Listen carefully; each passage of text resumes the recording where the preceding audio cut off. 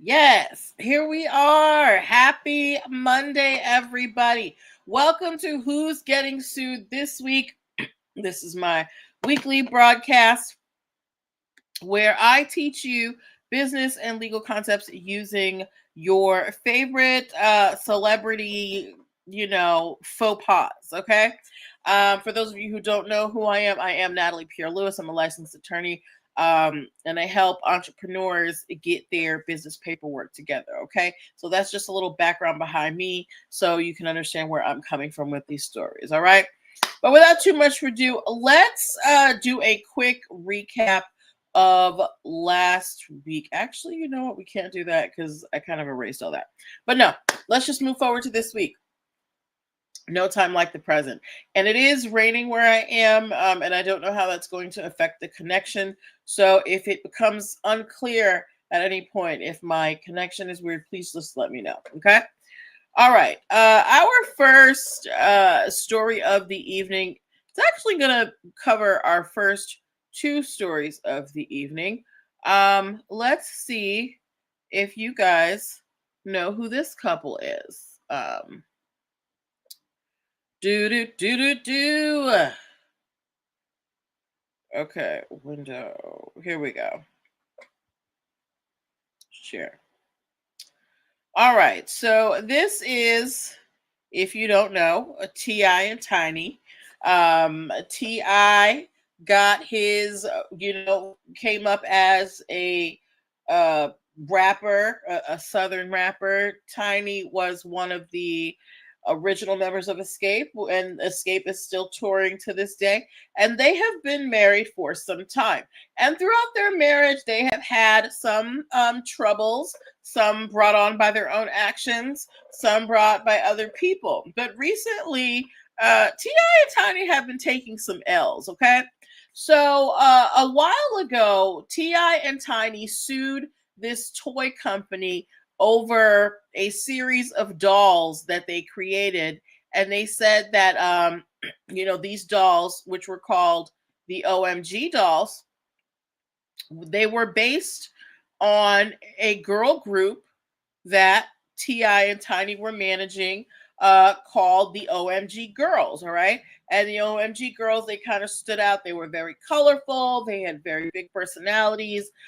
So T.I. and Tiny actually went after the company that made these dolls, and they won. They initially won. They won. They won like $71 million in damages, right? Then the judges went back and they were like, that's a little too much. So they dropped down their award to 17 million. Okay. Still nothing to sneeze at. But apparently someone tried to take another bite at the apple, and the court really took a close look at the amount that was awarded to T.I. and Tiny for damages. And they were like, this 17 million is way too much. So they slashed that $17 million judgment down to $1, making it a symbolic victory for Ti and Tiny. Yes, they won, but they didn't win the money that they thought they were going to win. Now, I don't know if they're going to appeal this, but somebody's been going back and looking over these amounts. I don't know if it's the doll company. It might have been the doll company because they owed a lot of money to Ti and Tiny. But they also but it could have been Ti and Tiny's legal people themselves, but we don't know. All we know is that T.I. and Tiny's legal victory, what was supposed to be a financial victory, has turned into just a legal victory because their award has been diminished from several million down to $1. Okay. Um, so yeah, and this is just goes to show you that in the civil courts particularly, it's rarely a final response. You can always appeal. There's always one more motion you can file, which is how a lot of people, especially these big companies, they get these cases to go for years and years and years. hoping that the other party runs out of money. But in this case, both sides are pretty stacked. Even without this, had they gotten this $17 million judgment, T.I. and Tiny are far from broke. So this judgment wasn't going, I don't think it was going to change their lifestyle that much more than what they're doing currently. But that's just me. But you guys can let me know your thoughts in the comments about whether the court should have went back and basically snatched these millions of dollars out of T.I. and Tiny's hands over this judgment. Okay. Now, our second story also has to do with T.I. Okay. So hold on. So just so I can know when to do the break when I split up the videos. Okay. There we go. All right. So our second story also has to do with T.I. Now, if you have been paying attention, you know that T.I. Within the last few years has gotten into the comedy game. He's been taking the stage, appearing at different comedy shows. Has anybody actually gone to see T.I. perform comedy? Let me know how he is. Now, I know T.I. to be funny by accident because he likes to use big words that you don't know the meaning of. But I am very curious. But I'm curious to know, does he have the chops to make it as a comedian? In the meantime, since T.I. has the impetus behind his rap career to fund his comedic ventures, T.I. invested in producing a comedy show. And he wanted to call it Situationships. Now we all know the word situationships, right? So T.I. was going to have a movie, or he filmed a movie called Situationships, but he was sued by a woman named Scylla Sinai, right?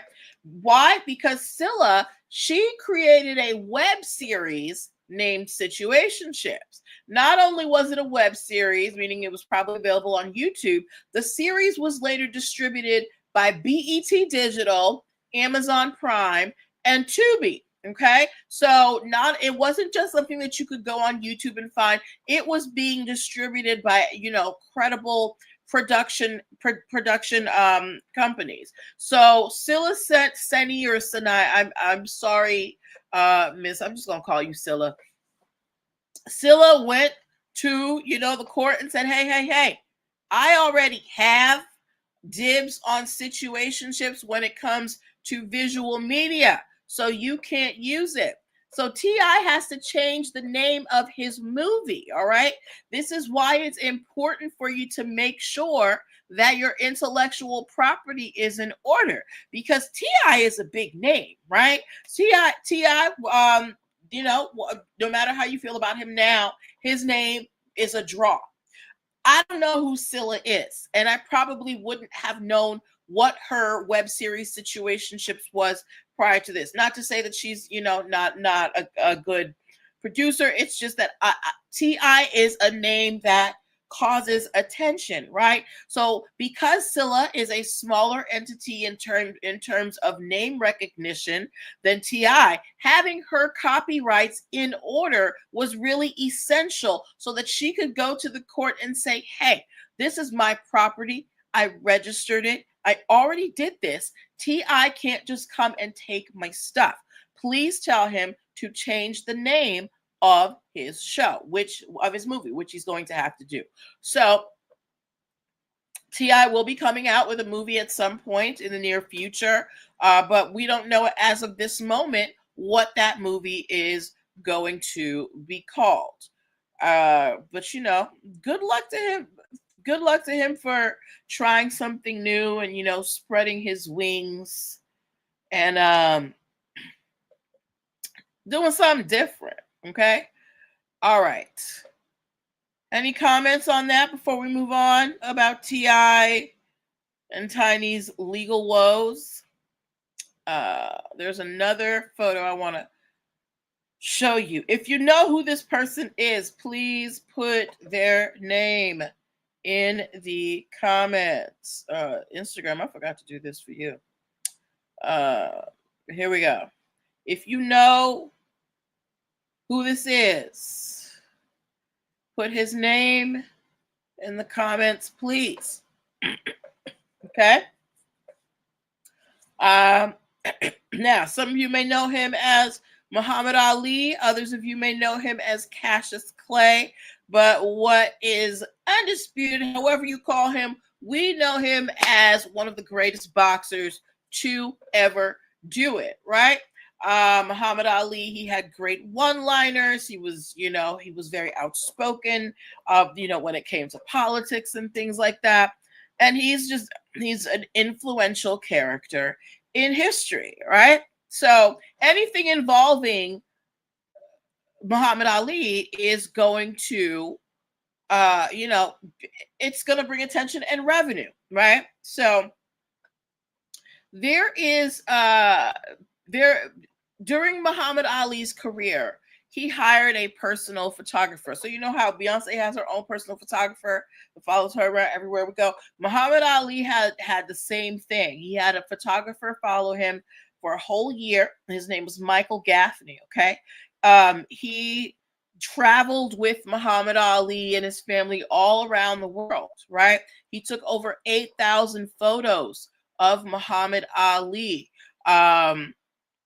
And because he was the photographer, because he took those images, he copyrighted those. He has ownership of all of those images that he took of Muhammad Ali, right? Now, as the owner of the copyright, Mr. Gaffney was able to give permission to certain outlets to reproduce his photos to sell, right? So he did that. He sold a license to a company called Authentic Brands Group, right? And the license was for, I want to say 5 or 10 years. Either way, however long the contract was, what's his name? Michael Gaffney, the contract ran out. It expired. Because all contracts expire. There are no contracts in perpetuity unless it comes to land. After the contract expired, Authentic Brands Group, they could have gone back to Mr. Gaffney to renew the license, or B, stop using the images. They didn't do either. They kept using the images even after the contract term had lapsed. So Michael Gaffney, because he was the owner of those photos, he owns the copyrights to those photos, he was able to go to the court and sue Authentic Brands Group for selling Muhammad Ali merch using his images without his permission. So they went to court. The jury found willful infringement, meaning it wasn't an accident. It means this business knew that they were violating the license, knew that they were violating the law, and did it anyway. So this photographer, Michael Gaffney, he is now owed $1.65 million from Authentic Brands Group because they violated their licensing agreement. This is why having your intellectual property is important, okay? Michael Gaffney took these pictures of Muhammad Ali in like when was his heyday? The 60s, the 70s? Either way. And however many decades later, he's about to make a cool $1.5 million because he still has ownership of those photos. This is why copyrights are important, okay?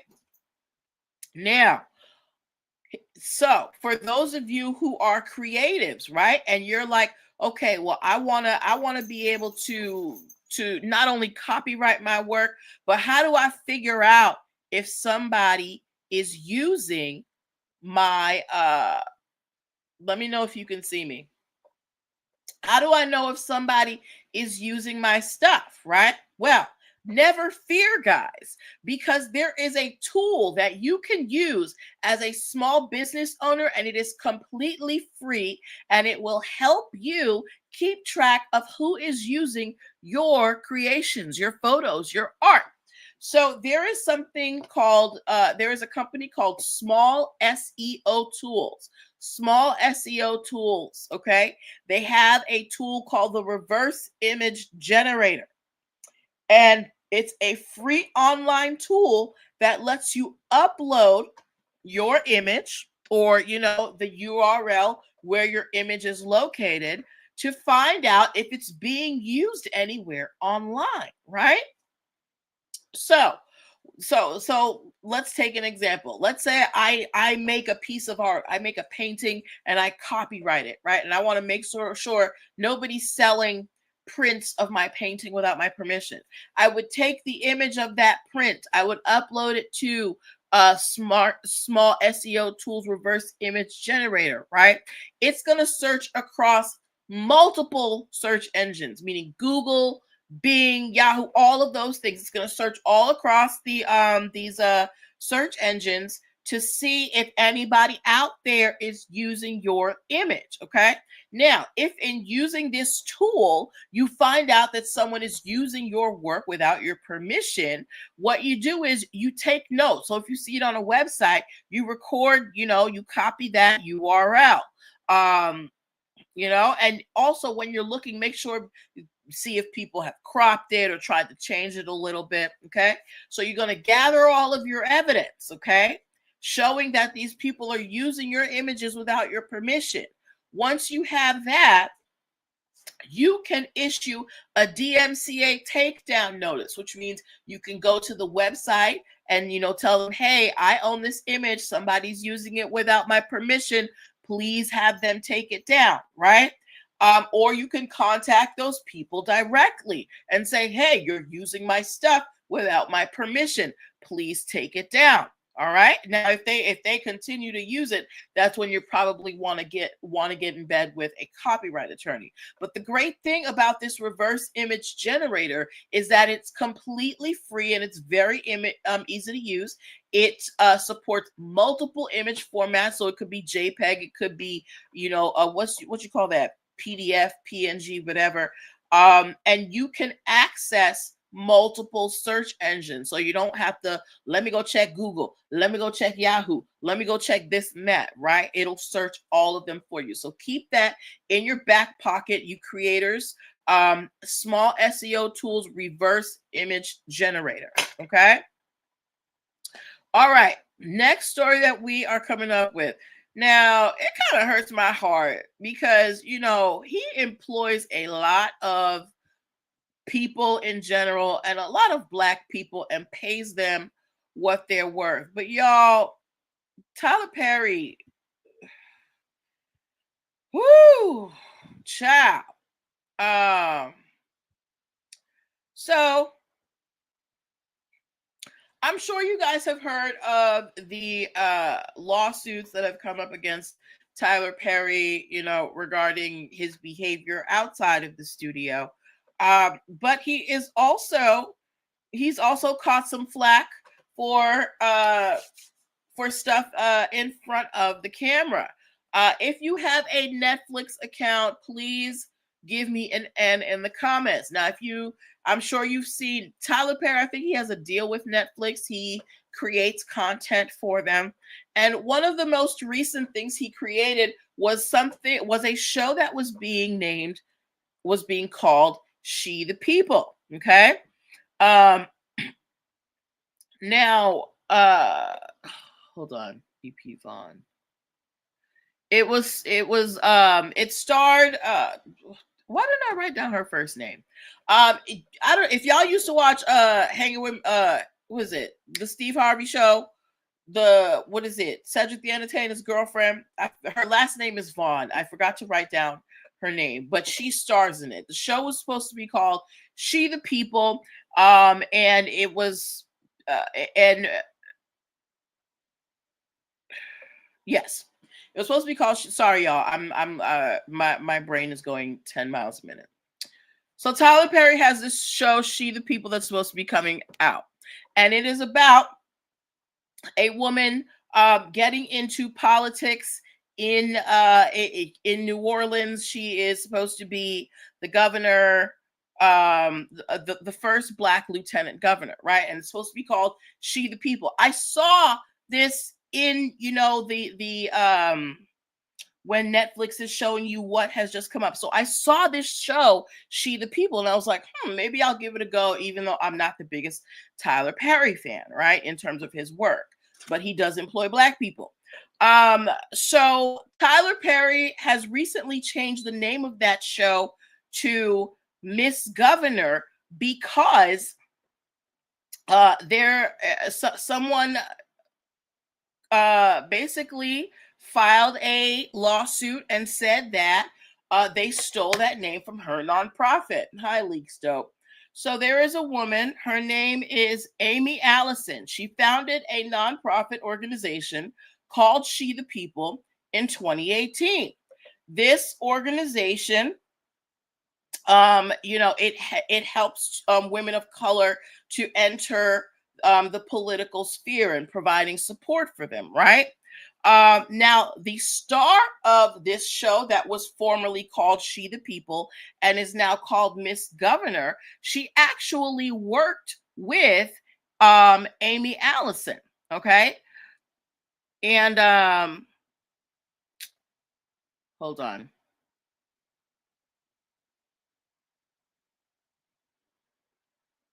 Yes. So she worked with Amy Allison through a production company on a documentary series. And the documentary series was also called She the People. So the star of the show worked with the woman who started this nonprofit called She the People.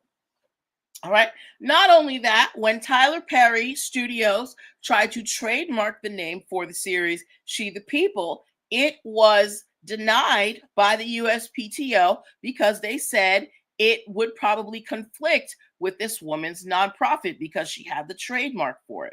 So instead of trying to fight it, Tyler Perry Studios is like, we don't want that smoke. So we are just changing the name of the series, and it is now being called Miss Governor. So whether if you're a Tyler Perry fan, check out Miss Governor. If you were looking for the show She the People, it is now being called Miss Governor because there is already a nonprofit that caters to women of color entering the political sphere, which is the same premise that this comedy series had. So yeah, that again, this is why it's important to have your intellectual property in order, right? Because Amy, what's her name? Hold on. Amy Allison, she's been doing this She the People thing since 2018. And here you come, Tyler Perry. You probably wrote the script 30 minutes before you gave it into to Netflix and trying to take the name. But we wish good luck to everybody involved, and kudos to that woman who protected her nonprofit's name so that she wouldn't have an uphill battle when this came up, right? So that's why it's important to protect your stuff early. Y'all, I am sweating. Let's see if I can turn this air up. If you hear some air, that's my fan. Okay. Yes, so good luck. Let me remove this. Now, let's change genres for a sec, okay? Do we have any rock fans in the house? Do we have any rock and roll fans? Specifically Metallica. Do we have any Metallica fans in the house? If you don't, Metallica, they were big in I don't know. Let's see, 30 years? What are we in? 20? Yeah, they were big in the 90s, the 80s, early 2000s. But Metallica, they've got chops, right? They've got chops. And they have a very long catalog, long enough that y'all's president and his head of the military, Pete Hegseth, they decided that they wanted to use a Metallica song for one of their videos, talking about, the might of the Grand Cheetos military. Here's the problem. They did not get Metallica's permission. They used Metallica's song, what was it? Endless, what was it called? A song called Enter Sandman, right? And it was broadcasted all over the place. Metallica found out and they were like, we do not bang with this man in office. Please take our music off this thing. So the Pentagon had to swiftly take down that video that featured their music. Because if you don't have the license to use someone's creative work, you can't use it. It doesn't matter if you're the government. It doesn't matter who you are. Intellectual property law is one type of law that I think kind of equalizes everybody, as long as you have your stuff in order. But yeah, Metallica was just like, we didn't give y'all permission to use our music, take it off this Pentagon commercial. And they had to. So good for them. All right. So before we move on to the rest of our stories for the evening, I want to remind you of what we've gone over so far. We had two stories about T.I. One was T.I. and Tiny's judgment that got reduced from $17 million to $1. We talked about Muhammad Ali's photographer, who is getting $1.65 million for pictures that he took of Muhammad Ali, like way back in the day when he was in his prime. We talked about this tool, this reverse image search by small SEO tools that can help you creatives keep track of copyright infringement. You can upload your images to see if anybody's using them. We talked about Tyler Perry Studios having to change the name of one of their productions because the name was already trademarked. We talked about the second story about T.I. and Tiny. Well, it was mostly about T.I. T.I. recently filmed a movie that he wanted to call Situationships, and he also could not use that title because it was already the title of a web series that was later distributed by BET Digital, Amazon Prime, and Tubi. And we talked about Metallica telling the Pentagon to stop using their music because they don't like them. All right, so moving on. Let me remove this photo. Moving on to our next story of the evening. Okay.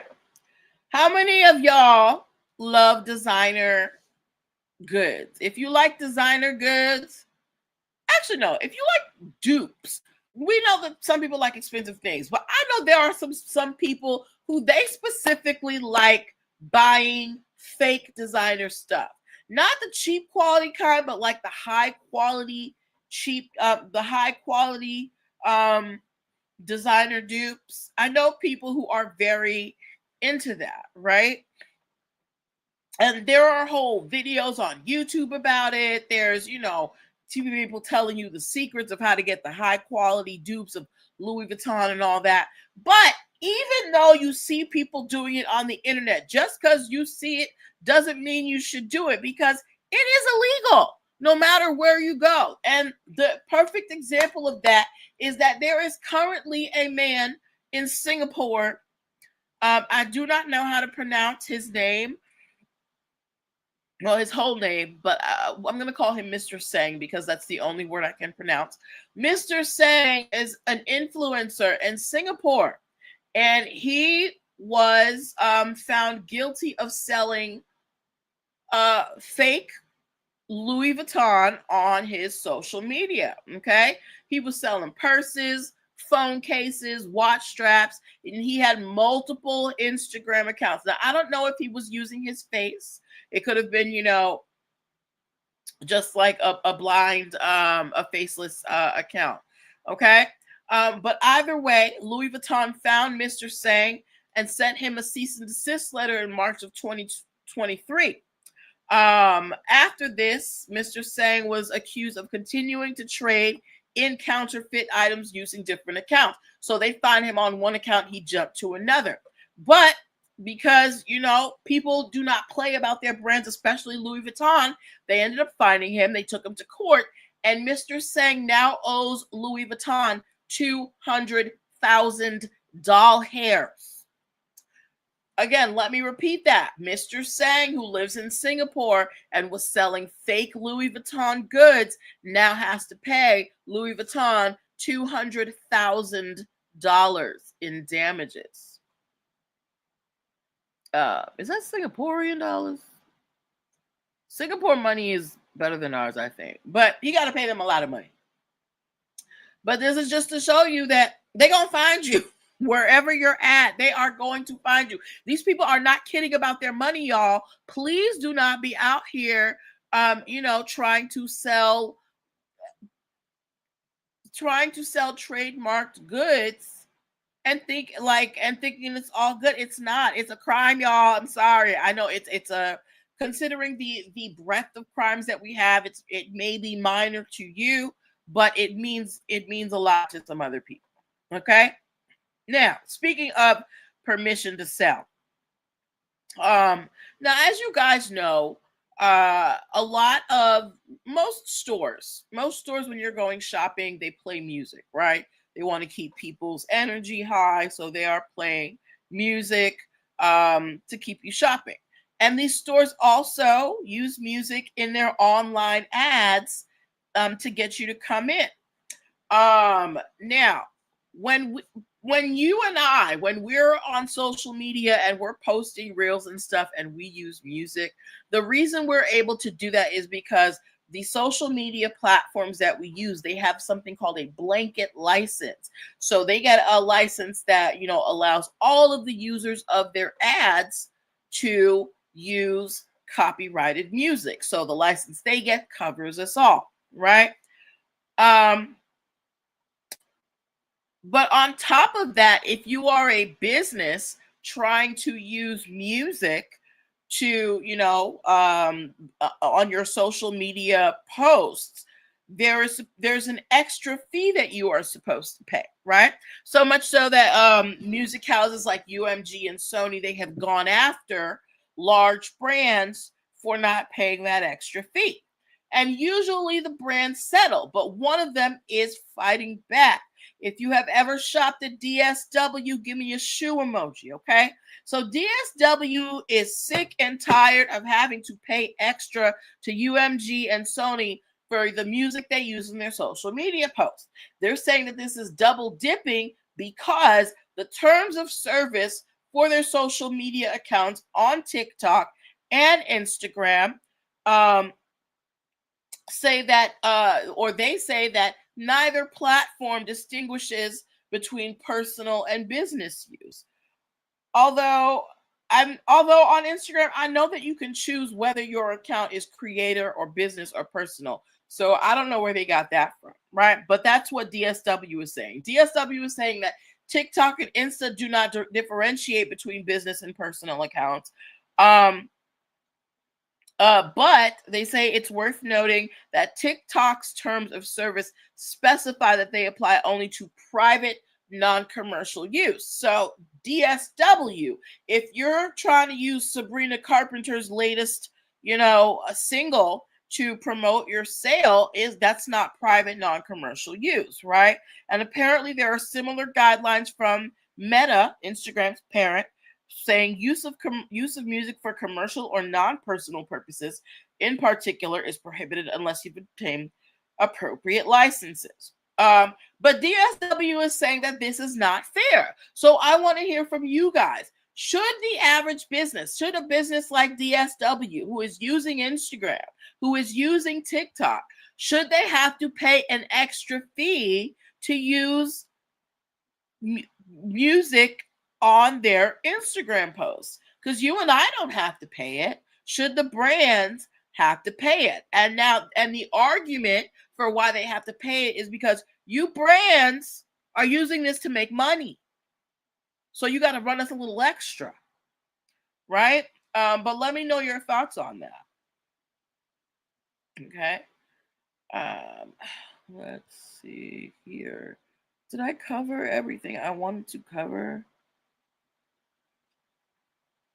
Yep. I think we talked about TI, we talked about Muhammad, DSW, Small SEO Tools, Tyler Perry, Louis Vuitton in Singapore, TI, and Metallica. Yes. So, okay. Wow. That went faster than I thought. So those were the stories that I wanted to cover with you guys tonight. If you missed any of the stories I covered, be sure to go and catch the replay. This will be up on Instagram because I had to stop broadcasting to Instagram from StreamYard because it wouldn't save to the timeline. But yeah, so you can watch the replay. If you have any questions about the stories that I covered, please feel free to ask me questions. You can write comments, DM me, however you want to do that. If there are stories that you want me to cover, please let me know. I would love it if you guys would recommend stories that you want to hear on here. All right. But this is where I'm going to leave you guys. Have a great night. Take care of yourselves. And I will see you next week.